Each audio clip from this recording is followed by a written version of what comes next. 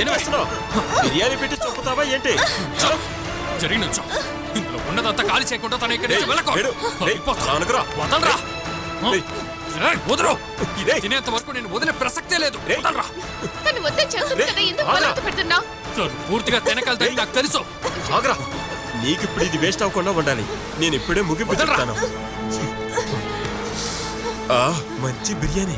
ఇది కొంచెం కూడా వేస్ట్ అవ్వకుండా నేనే తింటాను. ఆ తర్వాత ఈ బిర్యానీ కోసం మీరిద్దరు కొట్టుకోవాల్సిన అవసరం లేదు. ఈ బిర్యానీ అయిపోయేలోపు మీ ఇద్దరి మధ్య గొడవలు కూడా అయిపోవాలి. నేను కొని తీసుకొస్తే నువ్వు తినలేవే? సరే తినేద్దే. నువ్వు ఇక్కడే పడి ఆకలితో అరుస్తావు చూడు. ఇంకా నీకు చుక్క నీళ్లు కూడా దొరకదే. నేను దొరకనివ్వనే. ఈ రోజు నువ్వు చచ్చావే. తిను నా భార్యే. ఇంకా నా మధ్య తిన మధ్య నువ్వు తల దూర్చావనుకో కుట్టే కొట్లు నువ్వు అయిపోతావే. నేనెవరో నీకు చూపిస్తానే.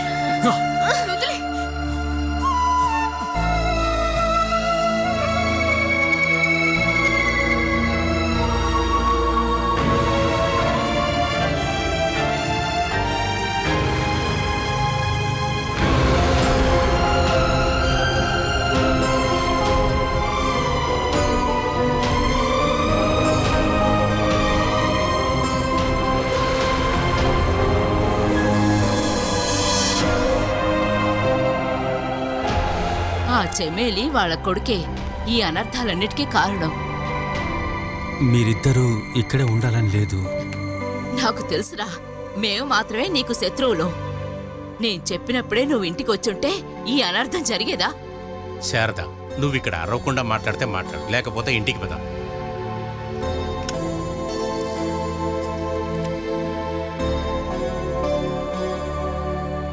ఆది ఆపరేషన్ ఫిక్స్ అయింది. ఆ అబ్బాయి తల్లిదండ్రులు సైన్ వేయాలి. ఆది వాళ్ళ తండ్రేగా? అవును.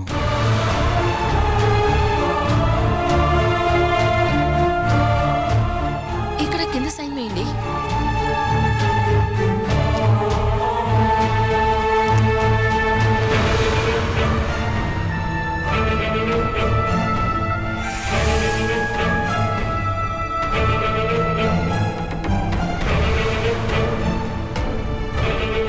ఇక్కడ సైన్ వేయండి.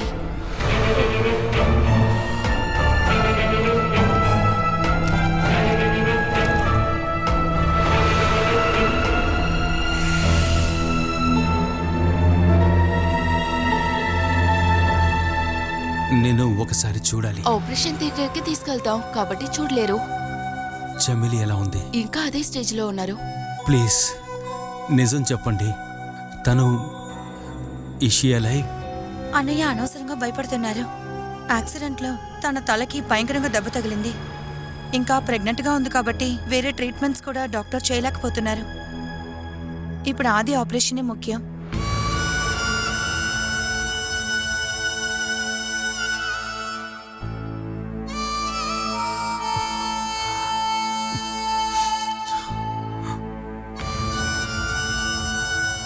ఎవడికి పుట్టిన బిడ్డ కోసం నువ్వెందుకురా కన్నీరు కారుస్తున్నావు?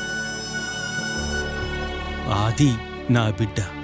నువ్వు నా కొడుకువి. ఆ విషయంలో నాకు మీ అమ్మకి ఏ సందేహం లేదు.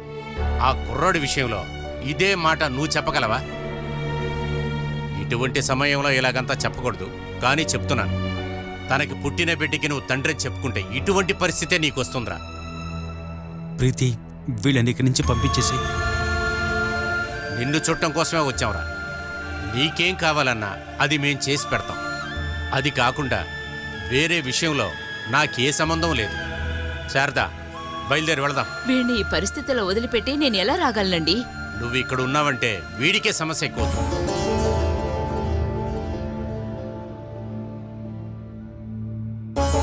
అమ్మా వెళ్ళండి. ఆర్కే ఇక్కడ ఉన్నారు కదా, దాని దాటి మీకేమన్నా కావాలంటే నేను పిలుస్తాను. నేనిప్పుడే రావాలా? అది నీ ఇష్టమే. వీడికిప్పుడు మనకంటే వాళ్లే ముఖ్యం. మరెందుకోసమే మనం ఇక్కడ ఉండాలి? నేను బయలుదేరతాను. నీకు కావాలంటే రా, లేదు నీకు కొడుకే కావాలనుకుంటే ఇక్కడ ఉండిపో.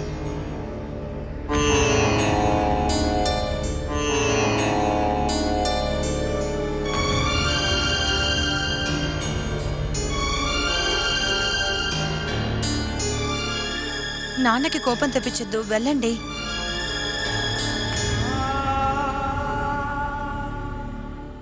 వెళ్ళండమ్మా.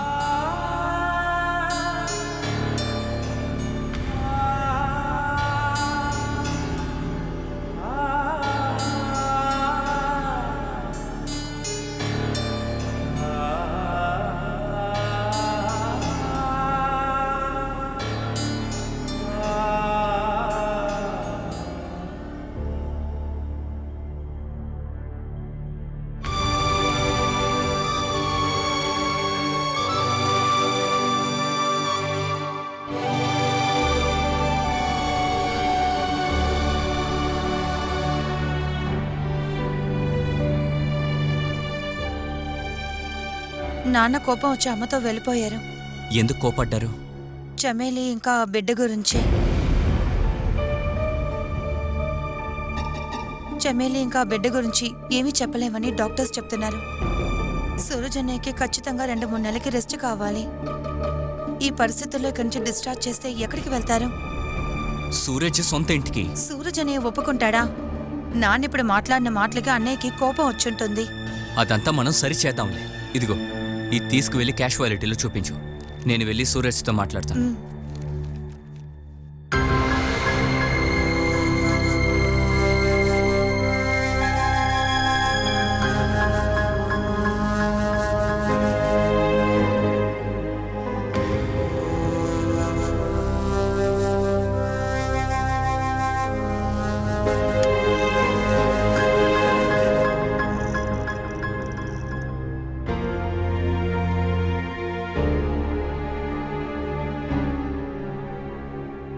సూరజ్, నాన్నతో ఇక నన్ను చూడ్డానికి రావద్దని చెప్పండి. చమేలి బిడ్డ చనిపోవాలనుకునే వాళ్ళెవరూ నన్ను చూడ్డానికి రావద్దు. ఇలా చూడు, నువ్వు ఇందాక ఆపరేషన్ షీట్లో సైన్ చేసావు కదా, చమేలి కొడుకు ఆపరేషన్కి సంబంధించి. ఆ ఆపరేషన్ ఖర్చు 30 లక్షలు. ఆ 30 లక్షలు తీసుకొచ్చి కడితేనే ఆపరేషన్ చేస్తారంట. ఆ అమౌంట్ని ఎవరు కట్టారో తెలుసా? మీ నాన్నగారు.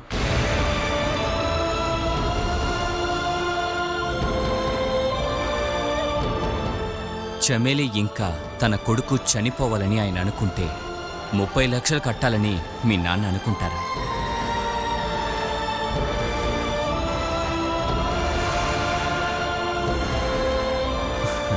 ప్రేమ, ఆప్యాయత బయట చూపించినంత మాత్రాన మీ నాన్నకి నీ మనసులో ఉన్నది తెలియకపోవచ్చని నువ్వు అనుకోకు.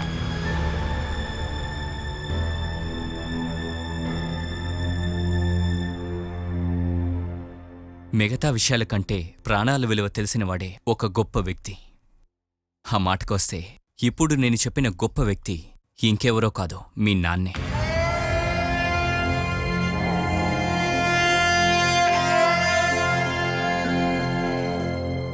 ఒక తండ్రిగా చేయాల్సిన పనులు, బాధ్యతలు అన్నీ ఆయన చేసేశారు. దానికర్థం అన్ని తప్పుల్ని ఆయన క్షమించేసి మీ అందరినీ ఇంటికి తీసుకువెళ్ళడానికి ఆయన సిద్ధంగా ఉన్నారు.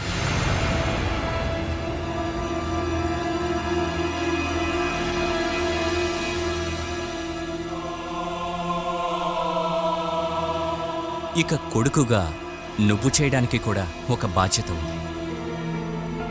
హాస్పిటల్ నుంచి డిశ్చార్జ్ అయిన వెంటనే చమేలిని కొడుకుని తీసుకుని నీ తల్లిదండ్రుల దగ్గరికి వెళ్ళడమే.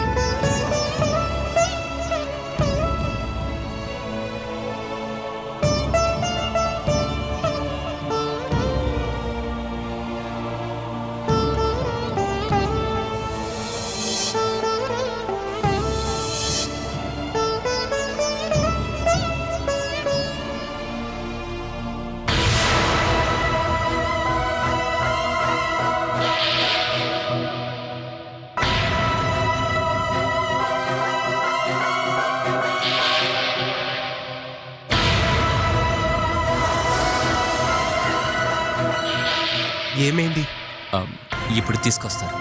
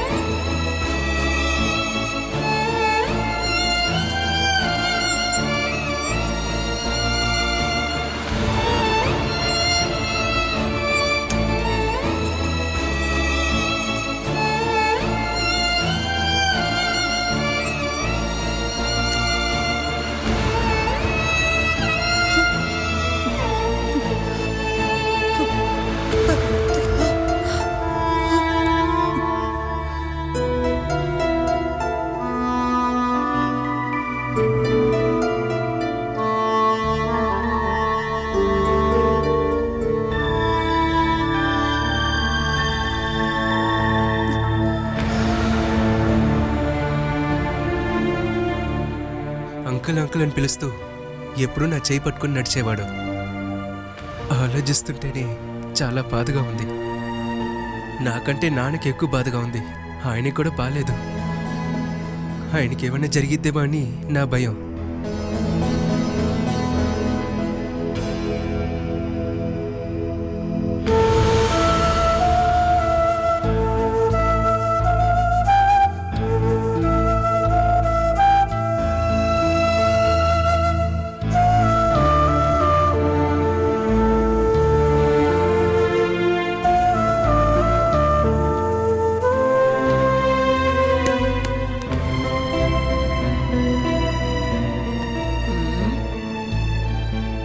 దీంట్లో నీళ్లున్నట్లు.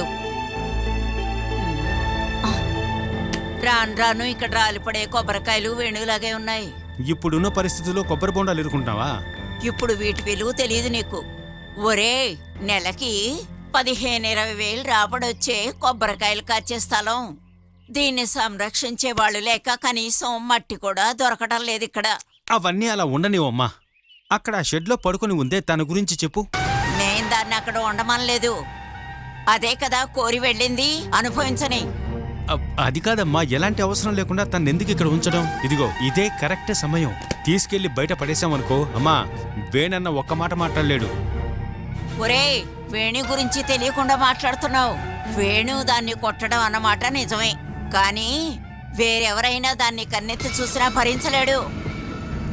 హ, కాదని మనం ఏమన్నా చేస్తే వాడు మనల్ని చంపేస్తాడు. వేణు అన్న ఇప్పుడు నడుచుకుంటున్న రీతిని బట్టి బాలాని ఎలాగైనా సరే వదిలించుకోవాలి అనుకుంటున్నాడు. మార్చడానికి ప్రయత్నించు, తెలుసుకుంటావు. ఒరే, బాలంటే కొంచెం ఇష్టమే. అంతకు మించి వాడు ఇష్టపడేది దాని కడుపులో పెరిగే బిడ్డని. ఏయ్, వేణు అన్నకి ఇంత ప్రేమ ఉందని నాకనిపించట్లా. వాడి ప్రేమంతా ఇలా అరుపులతోనే చూపిస్తాడ్రా నాయనా. అలా జరగకుండా ఉండాలంటే ఆ బిడ్డని ఏదో ఒకటి చెయ్యాలి మనం. దాని కడుపులో బిడ్డ చావడానికి బాలానే కారణమని వేణువును మనం నమ్మించామే అనుకో, మనం తప్పించుకుంటాం. బాలా వదిన అలా చేయదని వేణన్నకు తెలుసుగా. వాడి మీద ఉన్న కోపంతో వాడి బిడ్డని ఈ భూమి మీదకి తేకూడదని బాలా నిర్ణయించుకుంది. బిడ్డని చంపడానికి బాలా విషమేదో మింగింది. అలా తను తాగుతుందా? అలా మనం దాంతో తాగించాలి. ఏంటమ్మా ఏదో సీరియల్ కథలా చెప్తున్నావు? కొత్తగా ఏమీ లేదు. అది మాత్రమే కాదు, ఇక్కడ ఎవరు చెప్పినా సరే బాలా వదిన తాగదు. నా బుర్రకి ఇలాంటి ఆలోచనలే వస్తాయి. పాతకాలం మనిషిని. కొత్తగా ఐడియాలుంటే ఏమైనా చెప్పు. బాలా వదిన ఇప్పుడు రాత్రి కూడా షెడ్లోనే పడుకుంటుంది. ఒకరోజు తెల్లవారే టైంలో తను కనబడలా. అదెలా ఉంటుంది? కొబ్బరికాయలు బాగా కాచాయి. అవును, అవి పెరిగినట్టుగా మనుషులు పెరగట్లా. ఇక్కడ ఏం జరిగినా సరే దానికి పూర్తి బాధ్యత మనమే ఉంటాం. అదే నేను అంటున్నాను. ఒక మనిషి కదా అక్కడ పడుకుంది, అది గర్భిణి. దాన్ని ఎవరు బలవంతంగా అక్కడ ఉంచలేదు. ఎలాంటి పరిస్థితిలో బాల అక్క అక్కడికి వెళ్ళిపోవాలని డిసైడ్ అయిందో తెలుసు కదా. తాగి మత్తులో వచ్చి ఒక మనిషి దగ్గరికి ఎప్పుడులానే అక్క ఉండగలదా చెప్పండి? ఏంటది? లోకంలో ఇదే కొత్తగా కడుపుతో ఉందా? అరే, మీకు అసలు ఎలా చెప్తే అర్థమవుతుంది? బాల అక్క ఒంట్లో బాగోకుండా ఉన్నారు, హాస్పిటల్కి తీసుకెళ్ళాలి. అక్కకి ట్రీట్మెంట్ జరగకపోతే ఏమైనా జరుగుతుంది. ఆశా, అవన్నీ వేణన్న కుటుంబ విషయాలు, మనం తలదొచ్చకూడదు. అలా అడగకుండా ఉంటే ఈ కారణానికంతా మనం కూడా తోడుగా ఉన్నట్టేగా. నువ్విక్కడ ఉండకు. అంత బాధగా ఉంటే విని తీసుకొని నువ్వు వేరే కాపురం పెట్టు. ఆ లోపు ఇక్కడ సమస్య తీరుద్ది. బాల అక్క ఇక్కడ ఉండి చనిపోతుంది కదా. అలాంటి శాపం మాత్రం వస్తే మనం జీవితాంతం ప్రశాంతంగా ఉండలేము. ఇలాగా వెళ్తే బాలాక ఎక్కువ రోజులు ప్రాణాలతో ఉండదు. ఎలాగైనా త్వరగా హాస్పిటల్కి వెళ్ళాలి. ఇక్కడుండి ఎవరు తీసుకెళ్లరు. మరి ఎవరు తీసుకువెళ్తారు? అమ్మా, నువ్వు పని చెయ్యి. బాలా ఇంట్లో జరిగేదంతా చెప్పు. మనం ఎవరం పిలిచినా బాలా హాస్పిటల్ రాలేదని చెప్పు. అక్కడి నుంచి ఎవరన్నా వచ్చి తీసుకెళ్ళమని చెప్పు. వాళ్ళెవరు రారా? వచ్చే తీరాలి కదా. మీరు పిలిచి చూడండి.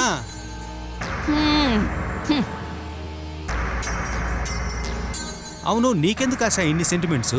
బాలా వదినకి ఏదైనా అయిందంటే వేణు పోలీసులు పట్టుకెళ్తారుగా. వేణుభవని మాత్రం కాదు, అందరినీ తీసుకువెళ్తారండి. అది జరగకుండా ఉండాలంటే బాల అక్క ఇక్కడ నుండి వెళ్ళాలి. ఓ అలాగా. ఊరికే ఒళ్ళు ఉంటే సరిపోదండి, బ్రెయిన్ ఉండాలి. అందుకేగా నిన్ను తోడుగా ఉంచుకున్నా.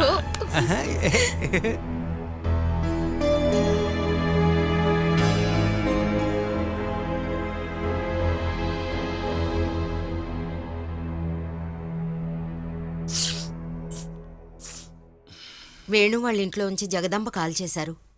ఎప్పట్లాగే బాల గురించి చెప్పడానికి. వాళ్ళు చేశారని తెలియగానే నువ్వు కట్ చేసి ఉండొచ్చుగా. వేణు అమ్మే కదా, అలా చేయడం తప్పు కదా. వాళ్ళనే మాటలు వినడం కంటే అది బెటర్ కదా.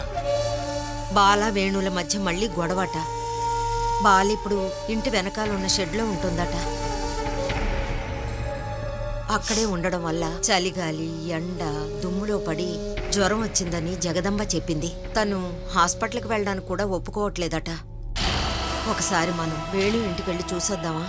నీకు వేరే పని లేదా సుధా? మనం వెళ్ళి చెప్పగానే వెంటనే హాస్పిటల్కి వెళుతుందా, లేదంటే ఊరుకుంటుందా? అలా చెప్తే వినేదైతే షెడ్లో ఎందుకు పడుకుంటుంది? లోపల ఎలా పడుకుంటుంది? వేణు హింస తట్టుకోలేక షెడ్డుకు వెళ్ళిపోయి ఉంటుంది. అంత పెద్ద ఇంట్లో తను ఉండడానికి వేరే ఏ గది లేదంటావా నువ్వు? ఒక గర్భిణీతో ఉన్న అమ్మాయి తన కష్టం చెప్పుకుంటే అర్థం చేసుకుంటాడా? ఇన్ని రోజులు తను ఉన్నది వాడితోనే కదా, ఇప్పుడేంటి కొత్తగా? అదేమిటో తెలుసుకోవడానికే కదా మనం అక్కడ వరకు వెళ్ళొద్దాం అంటున్నాను. అలా ఊరికే అక్కడికి వెళ్ళడం మంచిది కాదు. మనం హరితో చెప్దాం. బాల అవసరాల కోసం ఒక చిన్న అమౌంట్ పంపమంటే తను పంపిస్తాడు.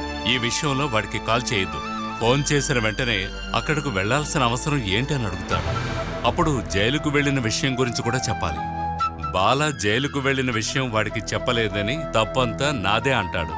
బాలని పోలీసులు అరెస్ట్ చేసిన విషయం తనకి ఎలాగైనా చెప్దామని నేను చెప్పాను కదా, మీరు వింటే కదా. అది తెలిసిందంటే వెంటనే టిక్కెట్ తీసుకుని వాడు బయలుదేరొచ్చేవాడు. కనీసం 20-30 వేలు ఖర్చు అయి ఉండేది.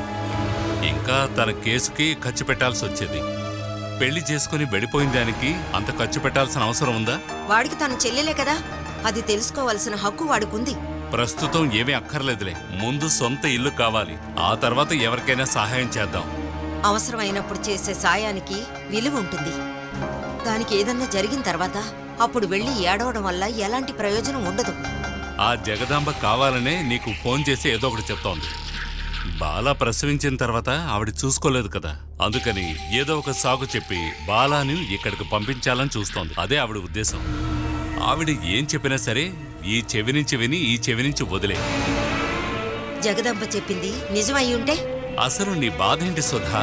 బాలాని ఇక్కడ తీసుకొచ్చే డెలివరీ చేద్దామనా? వెళ్ళి తీసుకురా. ఆ తర్వాత వచ్చే పరిణామాలు నువ్వే ఎదుర్కోవాలి. ఇంకో విషయం, హరి కాల్ చేస్తే ఈ విషయాలని చెప్పకు.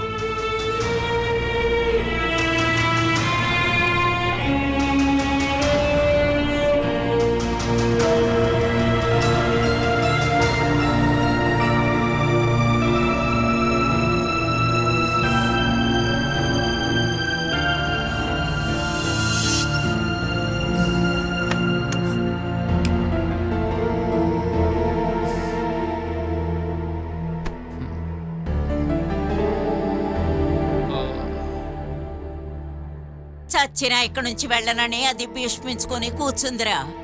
అందువల్ల దాన్ని కొట్టినా తిట్టినా ప్రయోజనం లేదు. మాయ మాటలు చెప్పి దాన్ని ఎలాగైనా వదిలించుకో. బాలాకు నాకు ఉన్న అలవాట్లు ఇంతే.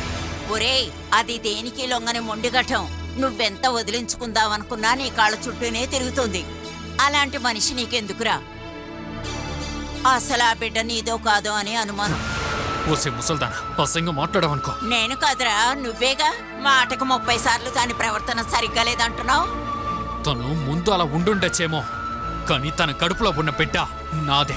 అది నాకు ఖచ్చితంగా తెలుసు. అది నాకు తెలిసినందువల్లే ఇంకా తన్ని చంపకుండా ఉన్నాను.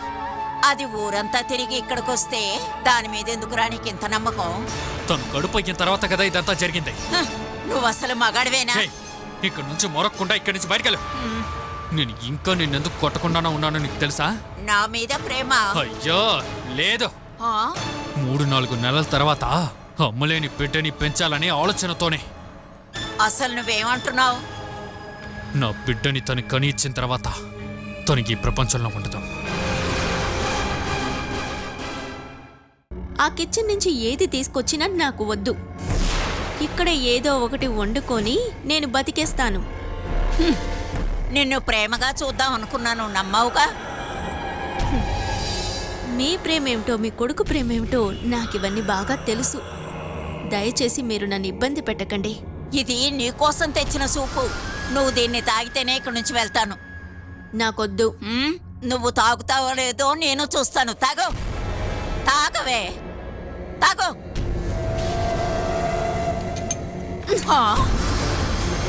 పోకరు పోతానా? నన్ను భయపెట్టాలని చూడకండి. చేతికి ఏది అందినా గుచ్చేస్తాను. అంత కోపంలో ఉన్నాను. వెళ్ళండి.